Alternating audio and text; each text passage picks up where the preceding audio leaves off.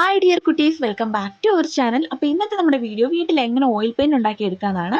നമ്മുടെ ചാനൽ പുതിയതായിട്ട് ആരെങ്കിലും കാണുന്നുണ്ടെങ്കിൽ മറക്കാതെ ചാനൽ സബ്സ്ക്രൈബ് ചെയ്യുക. തൊട്ടടുത്ത് കാണുന്ന ബെല്ലൈക്കണോട് ക്ലിക്ക് ചെയ്ത് ഓൾ എന്ന ഓപ്ഷൻ സെലക്ട് ചെയ്യുക.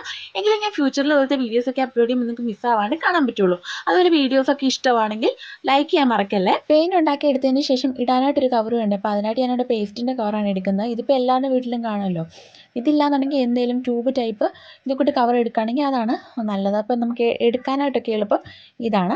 ഇനി നമുക്ക് പെയിൻറ് ഉണ്ടാക്കാം. ഞാനിവിടെ നിവ്യയുടെ ക്രീമാണ് എടുത്തിട്ടുള്ളത്. ഇനി വലിയ ടിന്നായതുകൊണ്ട് എടുക്കാൻ എളുപ്പത്തിന് വേണ്ടിയിട്ട് ഡോവിൻ്റെ ചെറിയ പാത്രത്തിലോട്ട് മാറ്റി വെച്ചതേ ഉള്ളൂ. അപ്പം നിവ്യയുടെ ക്രീമാട്ടോ ഞാൻ എടുത്തിട്ടുള്ളത്. നിങ്ങളുടെ കയ്യിൽ ഏത് ക്രീമാണുള്ളത് അത് നിങ്ങൾ എടുക്കുക. അപ്പം ഞാനൊരു 3 സ്പൂണോളം ഇട്ട് കൊടുത്തിട്ടുണ്ട്. അതിലേക്കൊരു 1.5 സ്പൂണോളം ഫെവിക്കോളും കൂടെ ചേർത്ത് കൊടുക്കുന്നുണ്ട്. അതിനുശേഷം നമുക്ക് ഇഷ്ടമുള്ളൊരു ഇച്ചിരി കളറൂടെ അതിൻ്റെ കൂട്ടത്തിൽ ആഡ് ചെയ്ത് കൊടുക്കുക.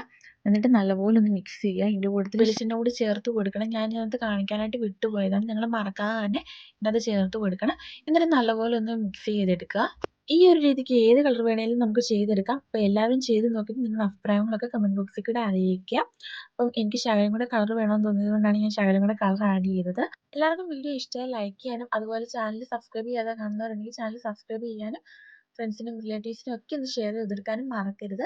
അപ്പോൾ നമ്മൾ ഇതുപോലെ ഒന്ന് നല്ലപോലെ മിക്സ് ചെയ്തെടുത്തിട്ടുണ്ട്. നമ്മുടെ പെയിൻറ് ഇവിടെ റെഡി ആയിട്ടുണ്ട്. ഇനി നമ്മൾ ആ പെയിൻറ് നമ്മൾ വൃത്തിയാക്കി വെച്ചിരിക്കുന്ന പേസ്റ്റിൻ്റെ കവറിനുള്ളിലേക്ക് ആക്കുകയാണ്. പേസ്റ്റ് കവറിൻ്റെ അടിഭാഗം കട്ട് ചെയ്തതിന് ശേഷമാണ് ഞാൻ ക്ലീൻ ചെയ്തത്. അപ്പം നമുക്ക് പെയിൻ്റ് ഒക്കെ ഇതുപോലെ അതിൻ്റെ ഉള്ളിലേക്ക് ആക്കാനും എളുപ്പമുണ്ട്. അപ്പോൾ ഫുൾ ഇതുപോലെ ഒന്ന് ആക്കി കൊടുക്കുന്നുണ്ട്. പെയിൻറ് നമ്മൾ ഉള്ളിലേക്ക് നിറയ്ക്കുമ്പോഴത്തേന് അതിൻ്റെ ചുവട്ടിലെ ആ അടപ്പ് ഊരിയതിന് ശേഷം നിറയ്ക്കുകയാണെങ്കിൽ നമുക്ക് എളുപ്പമുണ്ട് നിറയ്ക്കാനായിട്ട്. എന്നിട്ട് നമുക്ക് ആ ചുവട് ഭാഗം ഇതുപോലെ ഒന്ന് പ്രസ് ചെയ്ത് ഇങ്ങനെ കൊടുക്കുകയാണെങ്കിൽ അതിൻ്റെ താഴ്ഭാഗത്തോട്ട് ആ പെയിൻറ് ഇങ്ങനെ വരും. എന്നിട്ട് നമുക്കൊരു തുണി ഇട്ടിങ്ങനെ തുടച്ചിട്ട് അതിൻ്റെ ആ അടിഭാഗം ഇങ്ങനെ മടക്കിയിട്ട് ഒരു ടേപ്പ് വെച്ചിട്ട് ഇങ്ങനെ ഒട്ടിച്ച് കൊടുക്കാം. ഞാനിവിടെ മാസ്കിംഗ് ടേപ്പ് വെച്ചിട്ടാണ് ഇതുപോലെ ചുറ്റി കൊടുക്കുന്നത്. അപ്പോൾ നമ്മുടെ പെയിൻറ് ഇവിടെ റെഡി ആയിട്ടുണ്ട്. ഞാനിവിടെ ഈ പെയിൻറ് വെച്ചിട്ട് ചെറുതായിട്ട് ഇങ്ങനെ ഫ്ലവറോട് വരച്ച് കാണിക്കുന്നുണ്ട്. അപ്പം നമ്മൾ പെയിൻറ്റിങ് ചെയ്ത് കാണിച്ചാൽ മാത്രം പോരല്ലോ, ഇങ്ങനെ യൂസ് ചെയ്യേണ്ടത് യൂസ് ചെയ്താൽ നല്ലതാണോ എന്നൊക്കെ ഇങ്ങനെ കാണിച്ചു തരണമല്ലോ. അപ്പോൾ അതുകൂടി ഞാനിങ്ങനെ കാണിച്ചു തരുന്നുണ്ട്.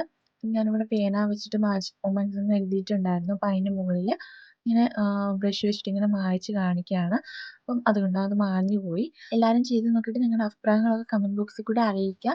അതുപോലെ നിങ്ങൾ സപ്പോർട്ട് ചെയ്യുക. ചാനൽ സബ്സ്ക്രൈബ് ചെയ്യാതെ കാണുന്നവരുണ്ടെങ്കിൽ ചാനൽ സബ്സ്ക്രൈബ് ചെയ്യുക. വീഡിയോസൊക്കെ ഇഷ്ടമാവുകയാണെങ്കിൽ ലൈക്ക് ചെയ്യുക. ഫ്രണ്ട്സിനും റിലേറ്റീവ്സിനും ഒക്കെ ഒന്ന് ഷെയർ ചെയ്ത് കൊടുക്കുക. അപ്പം ഇന്നത്തെ വീഡിയോ എല്ലാവർക്കും ഇഷ്ടമായെന്ന് വിചാരിക്കുന്നു. Thank you for watching.